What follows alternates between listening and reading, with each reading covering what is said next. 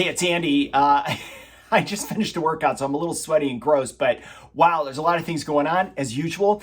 We were looking for a big day today because of the CPI number. Turned out to be like no one really cared, and stocks ended up rallying anyway. But there is some good news there. It didn't explode higher. It was like 0.4% higher. Really didn't see a lot of movement there, and bonds rallied, and stocks rallied a little bit today as well. There's some really just back and forth here. After a big sell-off, we had a big rally yesterday. Today, it just kind of fizzled out. There's a lot of interesting things going on with the CPI number that doesn't really reflect what's happening either in asset prices here in the United States or in housing, and that's a global phenomenon. Australia, I think, just released some of their statistics, and they are, I want to say, the highest since 2007 for housing prices there. So there is movement in prices. It's just not broadly across the entire economy, but that's coming. And the reason why I say that's coming is, of course, because the House passed the stimulus bill, the $1.9 trillion. They sent it to President Biden. He's going to sign it.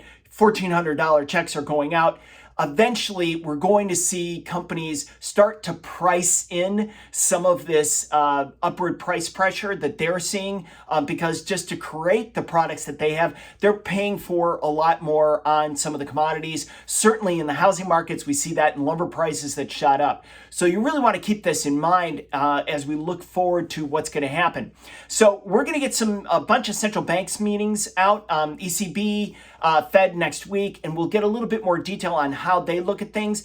I will tell you right now, they're all going to say this is like the rise in inflation is kind of a one-shot deal. We think it'll play out. We don't think it'll continue going forward. Certainly energy prices have pushed things up.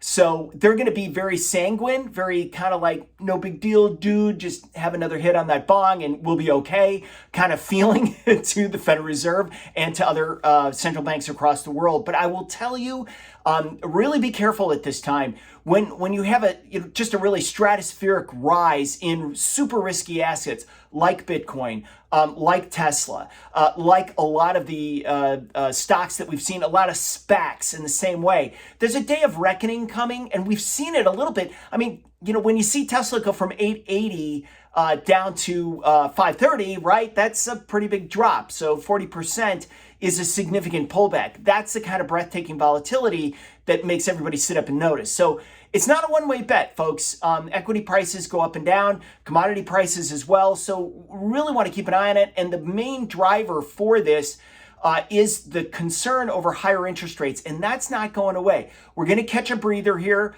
David Tepper was right that we peaked at about 160 on the 10-year. We'll see how far it comes off from here, and that will give some comfort to people who are trading stocks and buying stocks. But I will tell you this: if we see bonds just sit here and stocks start to get wobbly, that is a really bad sign overall for risk and for risky assets. So you really want to keep an eye on that. I'm not saying we can't go higher. That's not it at all. Obviously, we're going to see tremendous growth going forward, but we've already had the stock market price in a lot of the upside potential. And again, just a warn from yesterday, the SPACs, those things when they kind of IPO with the SPAC itself and the SPAC buys the company, they're looking at numbers that are basically made up by the company, right?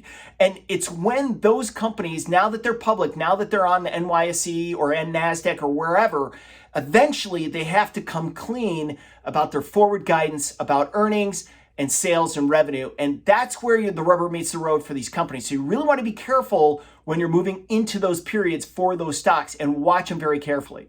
All right, I'm Andy Bush, former CMIO for the U.S. government. If you like these videos, click on the button, subscribe below. If you like this one and you want to see yesterday's, you can click on that button as well. You can get all my research for free at andrewbush.com. Thanks for watching.